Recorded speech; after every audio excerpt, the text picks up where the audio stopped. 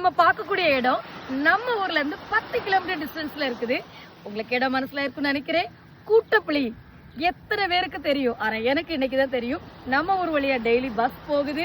நம்ம மக்கள் மீன் வாங்கிட்டு வராங்க. இன்னைக்கு மீன் ஏலம் விடுறது, மீன் எல்லாமே பார்க்கலாம். எவ்வளவு நல்லா இருக்கு பாருங்க. இதை இவ்வளவு நாள் பார்க்காம இருந்திருக்கனே, ரொம்ப ஃபீலிங் தான். நல்லா இருக்கு, ரொம்ப நல்லா இருக்குது. போட்ல இருந்து மீன் எடுத்துட்டு வந்துட்டு இருக்காங்க. ஒரு குரூப் போட் உள்ள போகுது. பார்க்கலாம் வாங்க. இது எங்க இருந்து பிடிச்சிட்டு வரீங்கன்னா? கடல்ல. ஓகே, கடல் எந்த இடத்துல இருந்து வரீங்க? எந்த இடம்னு எப்படி சொல்லு? எவ்வளவு தூரம் போனீங்க? எவ்வளவு தூரம் போறீங்க? ஒரு 3 நாட்டிகள். அப்படியா? 3 நாட்டிகள். சரி சரி. அந்த மீன்லாம் அங்க போயிருச்சு. அங்க போனது என்ன மீன்லாம் போச்சுது?